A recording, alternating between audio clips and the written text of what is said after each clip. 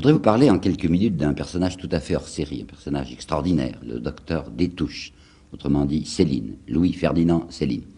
Je sais très bien que c'est un sujet un peu scabreux, du moins en France et en Belgique, peut-être pas en Suisse.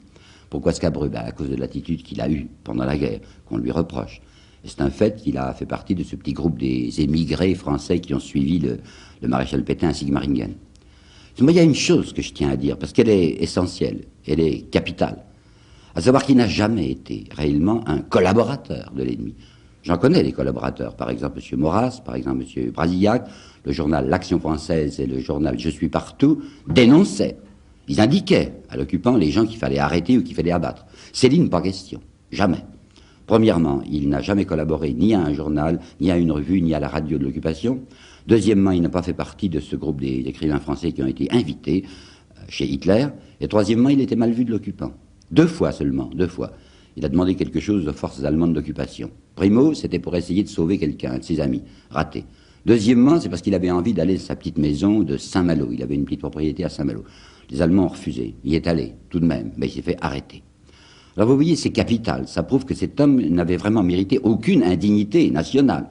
À ce point que, lorsque son jugement est intervenu par contumace, c'était en 1950, et vous savez que par contumace, on charge toujours la peine. Ben, savez-vous à quoi il a été condamné par contumace? À 1 an de prison, autant dire l'acquittement. Pourquoi cette condamnation? Elle était symbolique, c'est en raison de son attitude antisémite. C'est parfaitement vrai que dans 2 bouquins antérieurs à la guerre, l'un qui s'appelait Bagatelle pour un massacre et l'autre L'école des cadavres, il avait développé un antisémitisme forcené et vociférant. C'était surtout littéraire, parce que dès le premier jour des hostilités, dès le déclenchement de la guerre, pas un mot, vous entendez, mais plus un mot sous sa plume concernant les Juifs. Et après la guerre, avec un écrivain juif américain, le professeur Milton Hindus du Massachusetts, il a lancé cette espèce de mouvement de tentative de la réconciliation des Aryens et des Juifs. Milton Hindus a du reste écrit sur lui un très beau livre en 1951. Eh bien, je l'aimais bien, Céline, je l'aimais beaucoup, j'aurais beaucoup voulu le rencontrer. Bon, il y avait des difficultés personnelles pour ça. Quand ma situation m'a laissé libre de mes mouvements, c'est l'année justement où il a disparu, puisqu'il est mort, vous le savez, en 1961.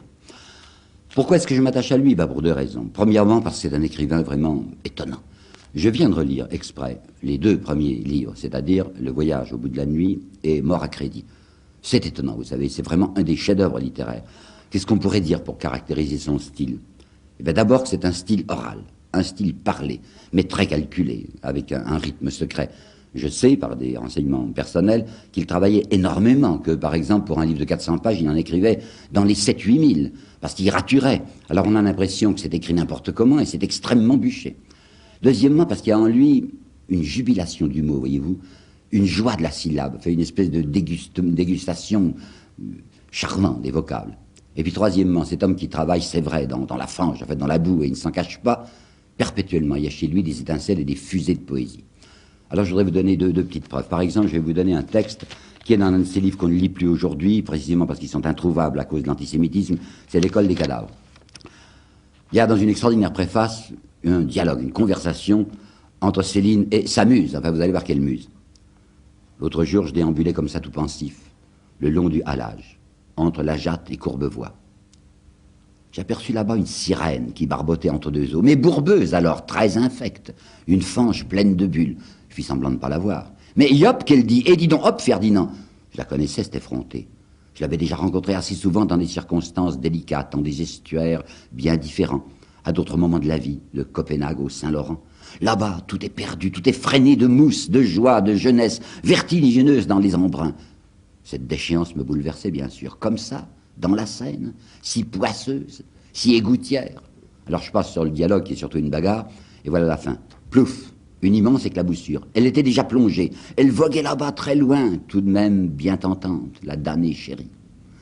À un autre moment, toujours dans l'école des cadavres, il donne la parole à ceux qu'il appelle les bardes, vous savez, les bardes de cimetière, qui font honte aux mobilisables français de 1939 de ne pas se ruer comme ça tout de suite, musique en tête, au casse-pipe. Alors on les entend parler. Et ces bardes parlent de ceux de 14. Ceux de 14, il en était, Céline. Vous savez sans doute qu'il s'était engagé volontaire et qui s'est, comme on dit, couvert de gloire avant sa trépanation. Alors voilà ce qu'ils disent, les bardes. Ceux d'hier, ils n'ont pas chipoté, ces fiancés des nécropoles. Pour sa portée, torse brandi, fou d'ivresse offensive, transluminant de vaillance, à travers glacis, redoutes et torrents de mitraille.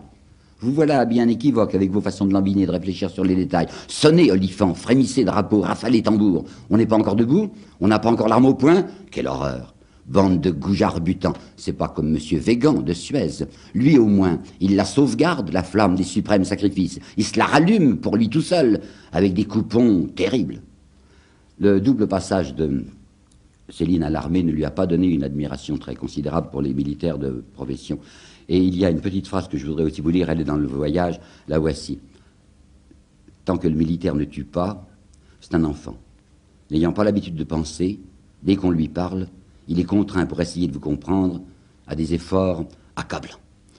Et puis ce qui m'attache encore bien plus à lui, malgré ce style, enfin, que j'aime déjà passionnément, c'était l'homme du fond, l'homme caché, car il y a un Céline caché. Quelqu'un qui pense à des tas de choses.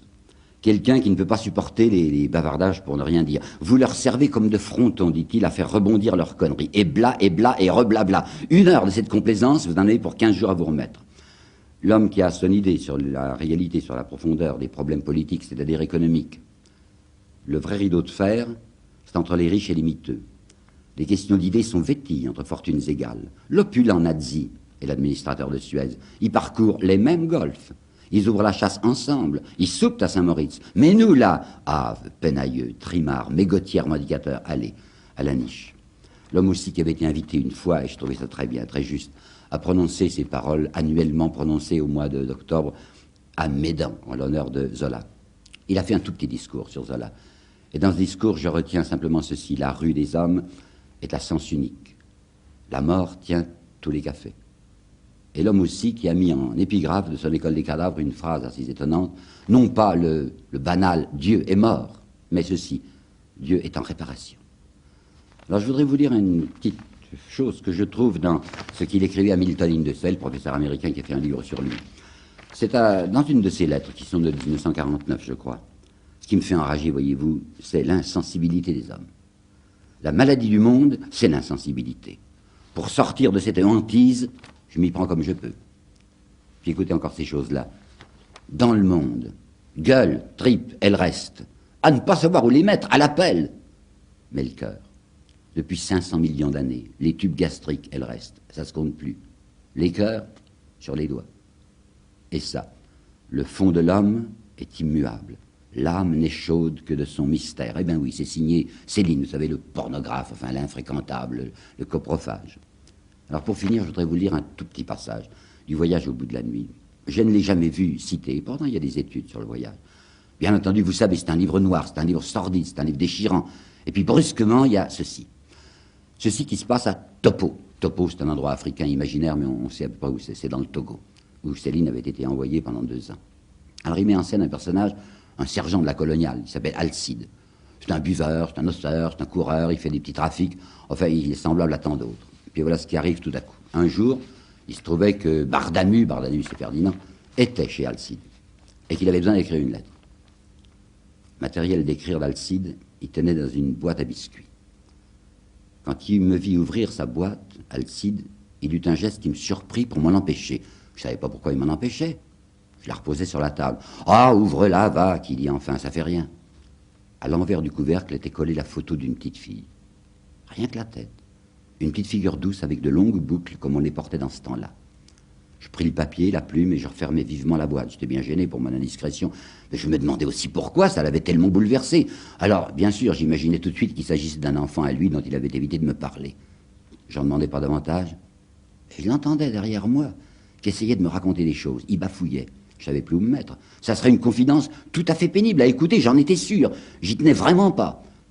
C'est rien qu'il disait. C'est la fille à mon frère. Ils sont morts tous les deux. Ses parents? Oui, ses parents. Alors qui c'est qui l'élève maintenant? Ta mère, que je lui demandais comme ça pour manifester de l'intérêt. Ma mère, je l'ai plus non plus. Ben qui alors? Moi. Il ricanait, Alcide, cramoisi. Comme s'il venait d'avouer quelque chose de pas convenable du tout. C'est-à-dire, je vais t'expliquer, qu'il disait, je la fais élever chez les sœurs, à Bordeaux. Mais pas des sœurs pour les pauvres, hein, tu me comprends, hein, c'est chez des sœurs bien. Je veux que rien ne lui manque. Ginette, qu'elle s'appelle. C'est une gentille petite. Elle m'écrit, elle fait des progrès. Sinon, tu sais, les pensions comme ça, c'est cher. Surtout qu'elle a maintenant 10 ans, je voudrais qu'elle apprenne le piano en même temps. Qu'est-ce que t'en dis, toi, du piano? C'est bien, hein, pour les filles. Tu crois pas? Et l'anglais? C'est utile, l'anglais aussi. Tu sais l'anglais, toi? Je me mis à le regarder de plus près, Alcide. comme il avait dû en faire des économies sur sa solde, sur ses primes, sur son minuscule commerce clandestin, pendant des mois et des années dans cet infernal topo. J'osais plus lui parler.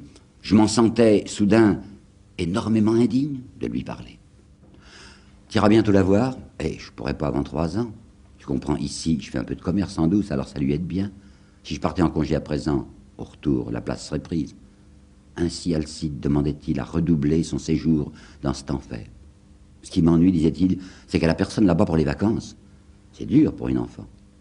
Il tutoyait les anges, ce garçon, et il n'avait l'air de rien. Il offrait à cette petite fille lointaine assez de tendresse pour refaire un monde, et ça se voyait pas. On s'est couché, il s'est endormi à la lueur de la bougie. J'ai pas pu m'empêcher de me relever un coup pour bien le regarder à la lumière. Il dormait comme tout le monde. Il avait l'air bien ordinaire. Ce serait pourtant pas si bête s'il y avait quelque chose pour distinguer les bons des méchants.